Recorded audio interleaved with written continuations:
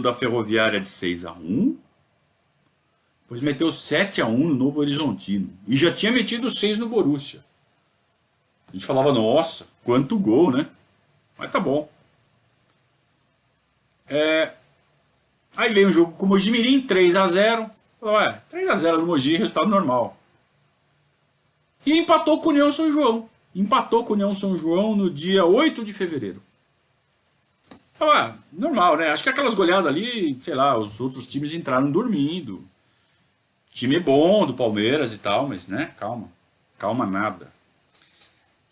Amigos, depois desse empate com o União São João, no dia 8 de fevereiro, o Palmeiras enfileirou a maior série de vitórias da história, eu acho que do futebol brasileiro, eu não sei mundial, mas do futebol brasileiro eu duvido que alguém tenha feito mais vitórias. Assim, em campeonatos de primeiro nível, né? Pô, de repente você pode achar uma série histórica aí do time, sei lá, do Amazonas. Não sei. Mas entre clubes de primeiro nível do futebol nacional, duvido que alguém tenha ficado 24 jogos com vitórias consecutivas.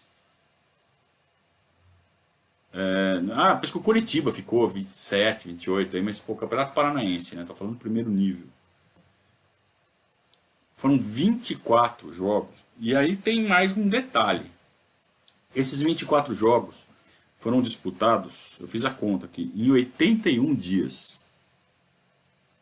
Então dá uma média, vai, de 2 por semana. Quarto domingo, quarto domingo, quarto domingo, sem parar. Sem folga. E esses 24 jogos, que foram, vamos lá, 19 pelo Paulista, 2 pela Copa do Brasil e 3 amistosos. Sim, o Palmeiras arrumava tempo para amistoso. Nesses jogos, o Palmeiras fez 102 gols em 24 jogos.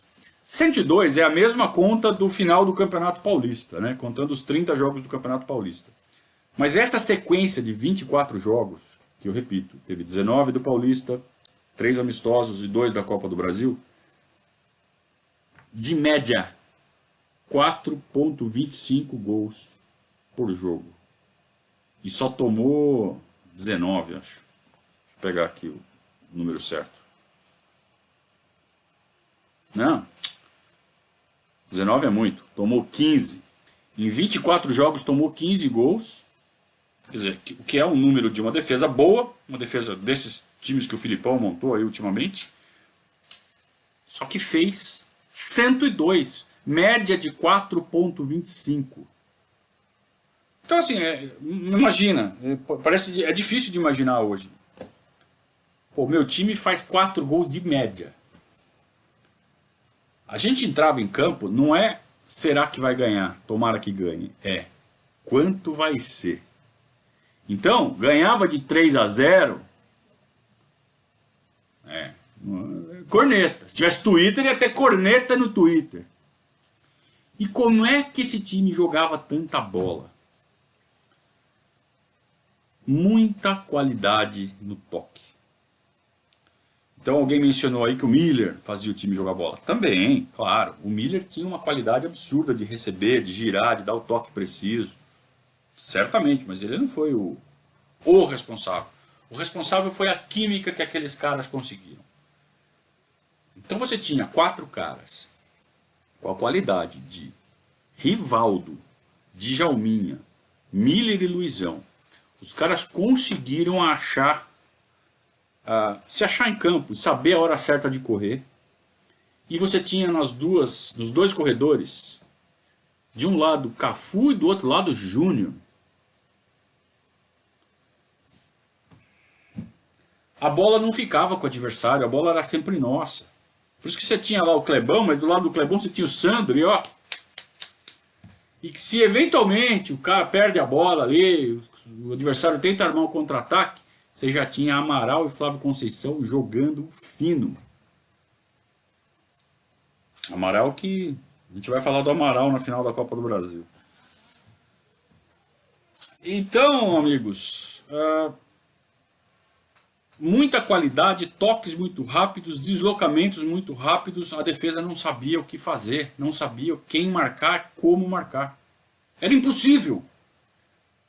Podia colocar quem quisesse. Naquele período, entre fevereiro e maio de 96, podia vir a seleção do mundo com treino, treinada. Uma coisa é você botar os melhores no time, juntar e pôr para jogar. Não vai jogar direito porque não tem entrosamento. Faz a seleção do mundo, bota um mês para treinar e manda vir. Era caixa. Ninguém parava aquele Palmeiras. Foi uma coisa espetacular, foi uma coisa maravilhosa. Então eu vou recitar aqui alguns resultados para vocês. Então já falamos, né, do 6-1 em cima da Ferroviária, 7-1 no Novo Horizontino, 4-1 no Juventus, 4-1. Copa do Brasil, foi jogar lá no Sergipe, 8-0. Ganhou de 3-1 o Derby. Foi jogar com o Botinha em Ribeirão, 8-0. Não tinha a placa do 8, a placa do placar só ia até o 7. Então essas coisas que acontecia que fazia a gente, sabe, puta, rir à toa, sabe? Pô, acabamos com o placar, kkk, sabe isso? Era sensacional ser palmeirense naquela época. 4-1 no Rio Branco, que não era um time qualquer. 6-0 na Ameriquinha de Rio Preto. Aí foi jogar na Vila Belmiro. 6-0 no Santos. 3 vira, 6 acaba. Sabe? Jogando como se fosse... Tudo bem que é o Santos, tal, mas 6-0 na Vila Belmiro.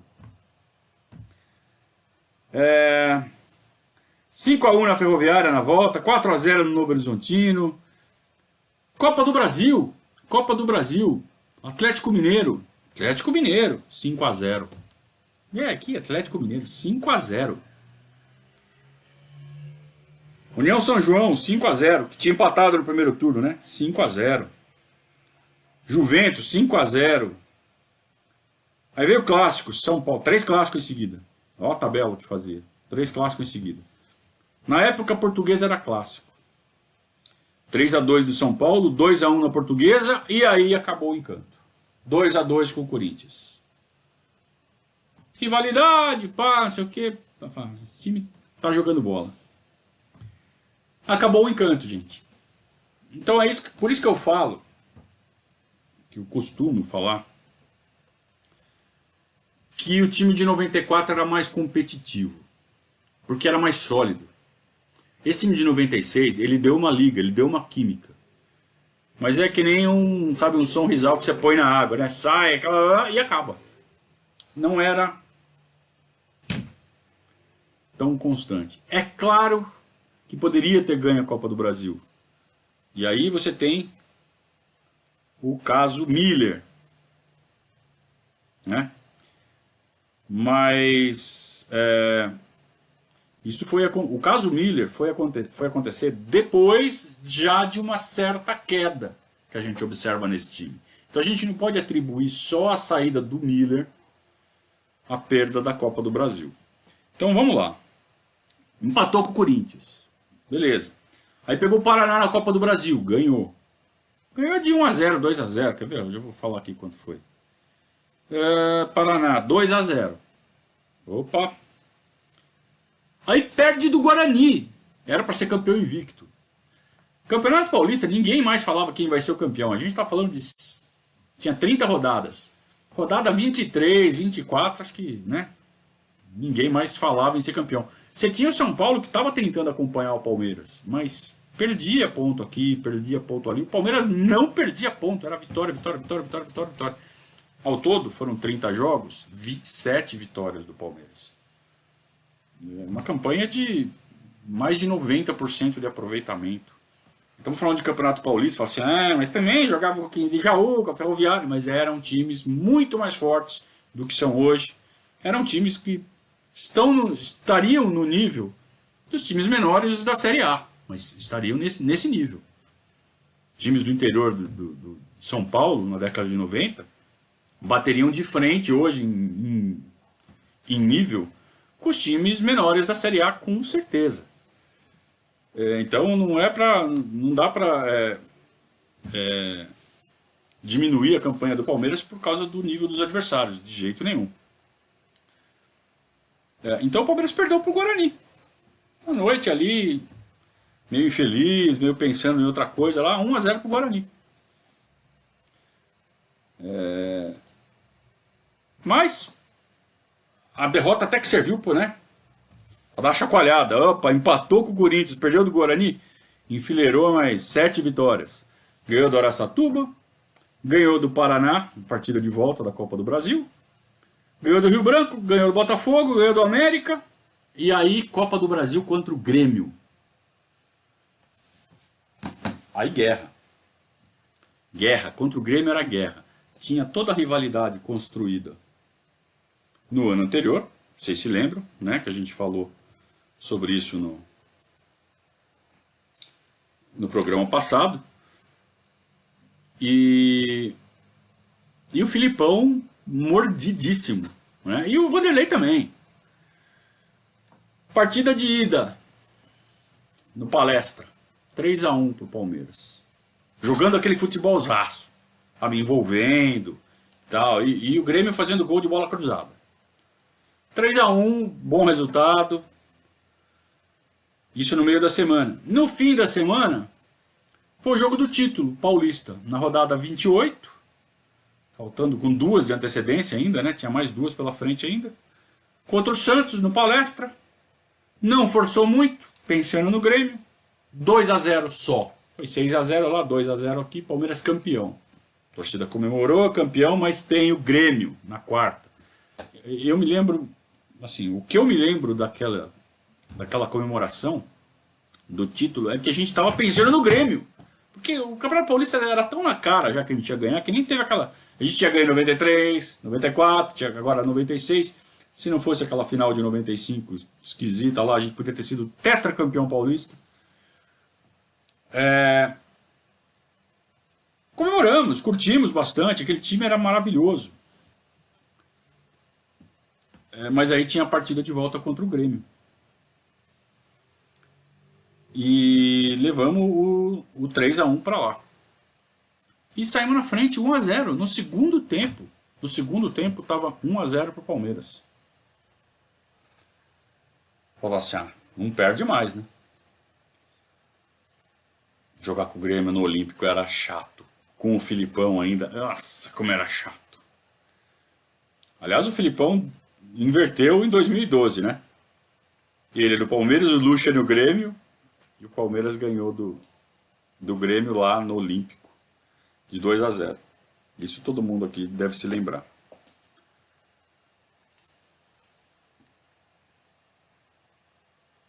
O 1-0 pro Palmeiras. Gol do Cláudio, zagueiro. Gol de falta. Bateu a falta de longe, a bola desviou, não sei em quem ali, acabou entrando. Então o Grêmio precisava fazer 3. Como era difícil, rapaz do céu. O Jardel empatou logo depois. 1-1. E aí é aquela coisa, né? Uma coisa é você estar no 0-0. Outra coisa é você estar no 1-1, você acabou de empatar em casa. A torcida inflama. E a rivalidade era enorme. E foi ruim de segurar aquela torcida do Grêmio. E aos 30 e poucos, o Zé Alcino, que era um centroavante ruim, um atacante ali, uma espécie de segundo, era um falso 9 que o Filipão enfiava ali para jogar. Ele jogava de centroavante mesmo, e fez um gol de bola cruzada ali, 2-1 pro Grêmio. Meu Deus do céu, faltava mais de 10 minutos ainda. O estádio pegou fogo. E aí, quase 40, o Grêmio só cruzando bola na área, só cruzando bola na área. Chega o tal do Zé Alcino de novo e faz 3-1. Só que o Bandeirinha marcou impedimento. A bola é cruzada na área, posição legal, todo mundo. Só que ela vai meio baixa e alguém do Grêmio dá uma casquinha. E aí o Zé Alcino tá vindo na corrida.